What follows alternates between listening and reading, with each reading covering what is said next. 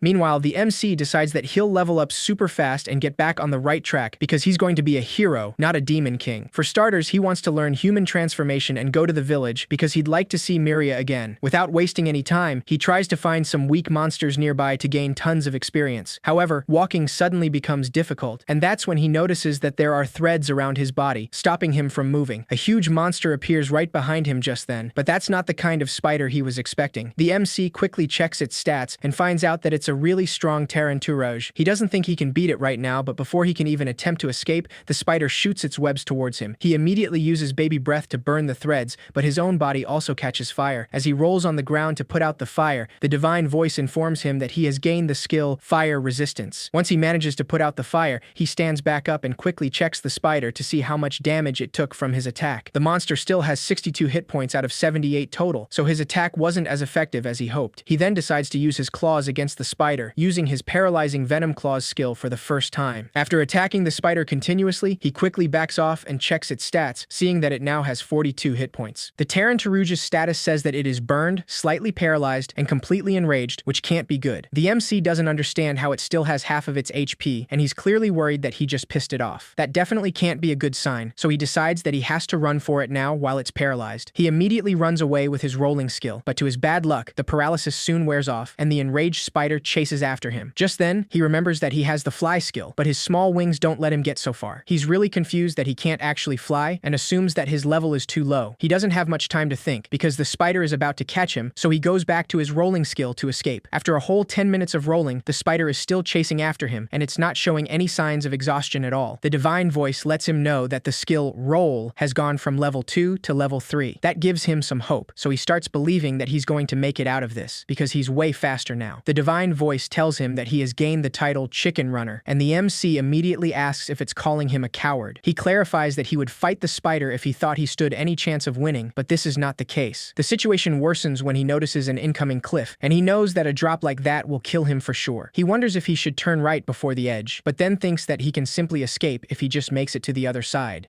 His fly skill is unreliable, but he decides to jump at full speed either way, hoping for the best. Right after he jumps, he spreads his wings on the highest point and tries riding the wind to get to the other side. That turned out better than he thought, and he's glad to know that he managed to get away, though he's extremely exhausted now. The spider completely disappeared from his sight, so he just assumes that it gave up and left. The MC confidently promises that he's coming back after leveling up to fight it for sure. However, that's when he looks back at the cliff and realizes that the spider didn't actually leave, and it created a bridge with its webbing to get to the other side. The MC panics and realizes that this monster is beyond persistent, so he immediately starts rolling again. The divine voice tells him that the skill roll has gone from level 3 to level 4. That's nice and all, but the MC is still fighting for his life, so he doesn't have time to get happy about it. A gray wolf casually gets on the way, so the MC simply rolls over it and gains 20 experience in the process. The divine voice tells him that due to the effect of the walking egg title, he has earned an additional 12 experience points, and young plague dragon has gone from level 1 to level 3. A forest cutter also gets on the way, and the MC runs over the insect as well, gaining even more experience. He also runs over a wargmush, a weird monster butterfly, and other monsters on accident. He's doing literal hit and runs here, which further increases his experience on his wrongdoer title. The divine voice lets him know that young plague dragon has gone from level 3 to level 8. His stats are really getting up there just by him running away, so he starts thinking that maybe he can beat the spider now. He finally stops running and faces the spider, quickly checking the skills it has, which include bite, paralyzing tongue, spider silk, and double poison. He has no idea what double poison is, but he decides that he'll get in close and hit with a full-powered baby breath anyway. Before he can do anything, the spider shows him what double poison is and releases a powerful toxin in the air. The MC quickly jumps onto a tree to keep some distance, and he can move thanks to poison resistance, but his throat is killing him because of that toxin. He soon realizes that the spider is waiting for the poison to kick in